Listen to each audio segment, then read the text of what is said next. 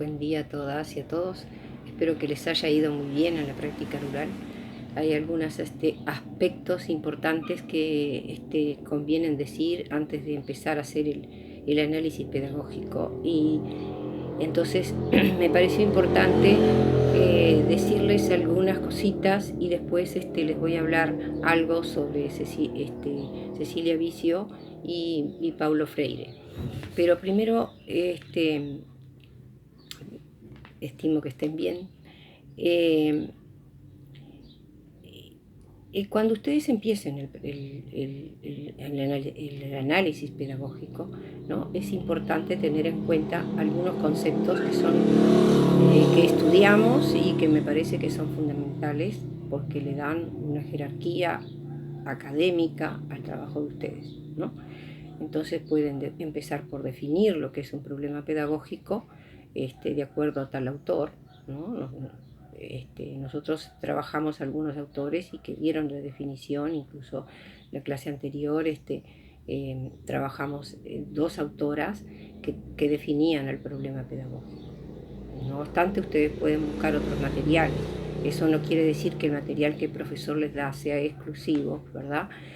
Pero lo que sí es importante es que ustedes tengan en cuenta conceptualizar qué es un problema pedagógico y el problema pedagógico de ustedes, desde qué ángulo lo van a mirar y también a qué dimensión de la práctica o de la teoría pertenece. Porque si el problema pedagógico es el intento de conciliar la teoría con la práctica, que tiene que ver con la práctica docente y los saberes docentes, ¿no? Si nosotros tomamos en cuenta lo de Quero, que yo siempre insisto que ustedes antes de empezar el análisis vuelvan a leer Quero. Teniendo en cuenta entonces eso, explican cuál es la postura que ustedes desde dónde lo van a explicar, ¿no? Desde qué categoría lo van a tomar, teniendo en cuenta el problema de cada uno, si es la relación docente-alumno, la relación familia-escuela, ¿no? Pertenece a tal o cual dimensión de acuerdo a las categorías de Quero, ¿no? Lo otro que es importante, esto todo es lo previo, ¿verdad? Lo otro que es importante es contextualizar el problema de ustedes en el aquí, en el ahora, o sea, analizar cuál es la situación actual, les decía, mundial, regional y la situación nuestra, ¿verdad? O sea, por eso yo les decía en la guía que les di, que era lo macro, lo meso y lo micro, ¿no? Tiene que ver con el contexto mundial, el contexto regional y el contexto en sí del Uruguay. Para eso ustedes pueden tomar a Cecilia Vicio, pueden tomar a Maceda, que están los materiales enfrente al instituto. Obviamente todo eso lo van a ir escribiendo, pero no se extiendan demasiado, porque lo que ustedes tienen que extenderse sí es en el análisis del problema concreto de ustedes, ¿verdad? Teniendo en cuenta la práctica de ustedes, ¿no? Entonces nombran al problema, ¿no? Teniendo en cuenta los años de práctica, he visto que tal cosa, tal otra, ahí ya ustedes vuelven a nombrar y a describir brevemente el problema que vieron. Y luego lo analizan teniendo en cuenta algunos autores y comparando la realidad urbana con la realidad rural. Siempre cuando ustedes estén hablando, pongan, sí, esto también lo expresa fulano de tal, ¿no? Acuérdense que el análisis pedagógico es diferente al marco teórico, porque en el marco teórico ustedes simplemente fueron contando lo que decían los autores sobre el tema. Acá ustedes van analizando el problema de ustedes y apoyándose en algunos autores, ¿no? Entonces, y van nombrando los autores en los cuales se van apoyando, ¿tá? Si realizaron un trabajito de campo, por ejemplo, observación, o realizaron alguna encuesta, o realizaron hicieron alguna planilla de comparación de datos o alguna entrevista, eso también es importante que ustedes, en la medida que vayan analizando el problema, a la luz de los autores que ustedes eligieron para eso, también cuenten con lo que ustedes pudieron observar o el resultado de esas observaciones investigativas que ustedes podían haber hecho, cuestionario, encuesta, como les decía a ustedes, o planilla de registro, ¿no? Como yo les decía, es un trabajo más personal, ¿no?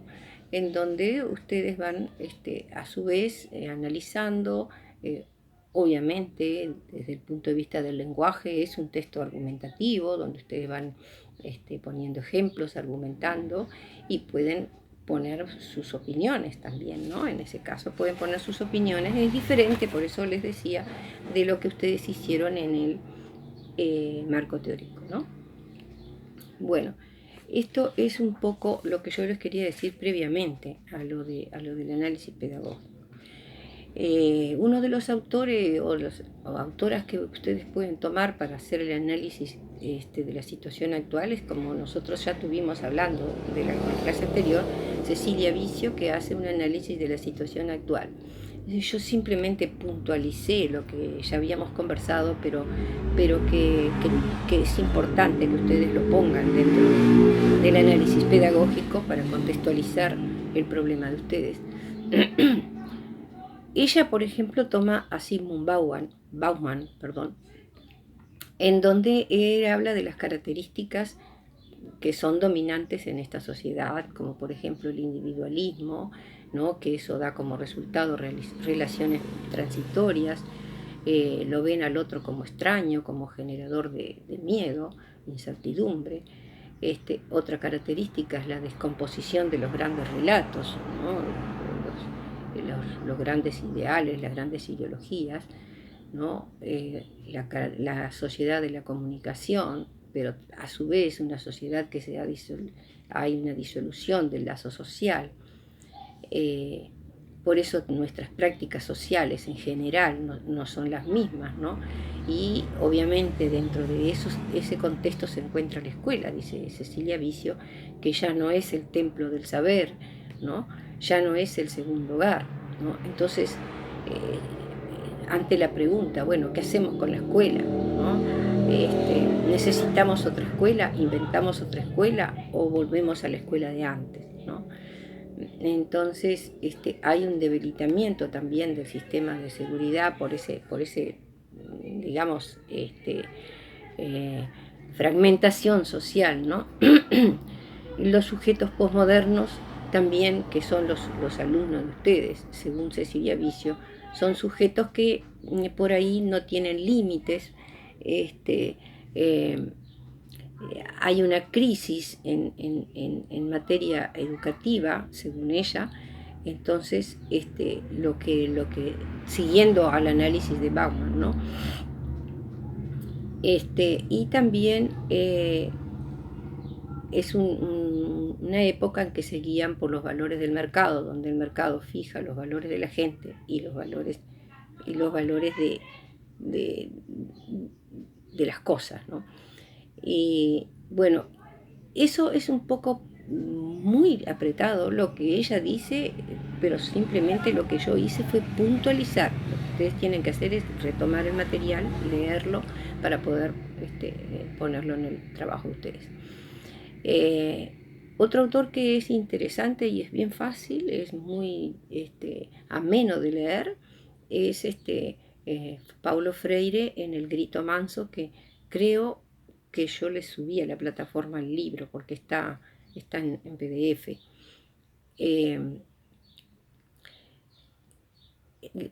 Paulo Freire analiza los elementos constitutivos de la práctica educativa o de la situación educativa. Bueno, nombra al profesor o el docente, los educandos, ¿no? Y otro elemento constitutivo es el espacio pedagógico. Y acá él habla algo muy interesante sobre el espacio pedagógico, ¿no? Porque el espacio pedagógico no tiene por qué ser siempre el aula a cuatro paredes, ¿verdad? Un espacio pedagógico puede ser el patio, puede ser la calle, puede convertirse en espacio pedagógico desde que hayan elementos pedagógicos, intención pedagógica, ¿no? Una intención de enseñar con un deseo de aprender. Otro elemento de la situación educativa es el tiempo, que va junto con el espacio, ¿no? Entonces, Paulo Freire lo que dice es que a veces hay un poco mal aprovechamiento del tiempo, y eso está bueno porque si alguno de ustedes va, el problema de ustedes, por ejemplo, es el recreo o, o, o la falta de tiempo que tiene el profesor, para el docente, para cumplir con su tarea. Él habla de que hay a veces un mal aprovechamiento del tiempo, que se pierde mucho tiempo con determinadas cosas, ¿no? Por ejemplo, la fila, el hacer fila, el pasar la lista y todo ese tipo de cosas hacen que se aproveche poco el tiempo pedagógico en realidad, ¿no? Y que hay elementos de ese tiempo-espacio pedagógico que a veces van en contra la situación educativa, ¿no? Si el espacio o el lugar o el aula no está eh, suficientemente adecuada, ¿no? O hay elementos que pueden distorsionar esa tarea educativa, también es importante. Otro elemento de la situación educativa son los contenidos curriculares, que yo creo que hay algunos que toman también ahí. Este, Esos contenidos dice que son importantes porque hay que tener en cuenta que ellos son conocibles gracias a la curiosidad del niño. Entonces es como que el docente tiene la obligación de despertar la curiosidad del niño, ¿no? Y lo más importante que él dice es que la tarea del docente es dialógica y es en base a preguntas, interrogación, ¿no? Importante saber escuchar, ¿no? La importancia que tiene la práctica educativa, que tiene que ser atravesada siempre por la ética, por el respeto al otro, ¿no? Por el respeto a los saberes de los alumnos, ¿no? En el sentido de que nosotros sabemos que cada alumno viene con un determinado bagaje de conocimientos que muchas veces pueden suceder que sí sirvan de obstáculo epistemológico para aprender, porque es equivocada la, la idea que tienen por ejemplo, de lo que ustedes van a enseñar, pero no obstante es importante respetar ese conocimiento y a partir de ahí hacer la construcción del nuevo saber, ¿no? La importancia de saber escuchar, de no minimizar al otro, ¿no? El respeto es importante, ¿no? Y otra situación interesante de esa práctica educativa, dice él, es inventar situaciones creadoras, ¿no? Creadoras de saberes. Y es importante, ¿no? Tener una coherencia entre los saberes que ustedes tienen, como docentes, lo que ustedes dicen y lo que ustedes hacen, ¿no? Que haya una coherencia entre lo que se piensa, lo que se dice y lo que se hace. Otra cualidad que él pone en el docente también es la humildad, ¿no? Aceptar el protagonismo de los demás, el respeto y el derecho por el otro, ¿no? En ese sentido es importante las prácticas colaborativas, ¿verdad? Las prácticas institucionales colaborativas. No obstante, es importante mantener la esperanza, dice Paulo Freire, ¿no? De que la realidad se puede cambiar, de que también hay que creer en la utopía, ¿no? Revalorizar la democracia. Y construir una pedagogía de la movilidad. Eso es de estar abierto al cambio, dice él. No dejar de pelear, ¿no? Reconstruir la esperanza. Son aspectos importantes que él tiene en ese libro del Grito Manso, que me parece que les sirve bastante. Creo que todo el libro les sirve a ustedes para hacer el análisis pedagógico. Así que bueno, Cecilia Vicio, Paulo Freire, Cullen, Maceda, Quero, bueno, ya van como 5 autores que ustedes no pueden dejar de consultar para hacer el análisis pedagógico. Es importantísimo porque le da respaldo académico a lo que ustedes están haciendo, ¿tá? Más allá de que es un trabajo mucho más personal que el marco teórico, no obstante, tiene que estar impregnado de lo académico, que es lo que respalda el análisis de ustedes, ¿no? Y lo académico va a estar dado por el apoyo de los autores trabajados y los que tenemos que trabajar aún. Lo que quiero que hagan tranquilos, primero hagan el deber que tienen para hacer, porque la próxima clase van a hablar ustedes. ¿Tá? Ustedes pueden agendar como quieran, pueden hacer en equipo, lo que sea, pero teniendo en cuenta las pautas que les di, van a hablar ustedes, les voy a ayudar un poquito, y después, cuando ustedes estén un poco seguros, les voy a pedir un avance del trabajo. ¿Tá?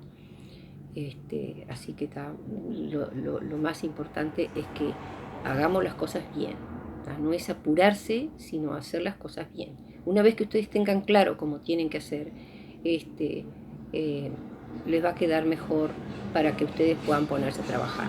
Porque si ustedes no saben cómo van a hacer, se sienten inseguros de cómo tienen que escribir, de cómo tienen que exponer, de qué es lo que ustedes van a poner y qué es lo que no pueden poner. Creo que les quita a ustedes este tiempo, entonces es mejor perder el tiempo tratando de aprender lo que hay que aprender, leer lo que hay que leer, ¿no? Para poder hacer el trabajo más seguro. Bueno, así que pasen lindo y nos vemos la próxima clase.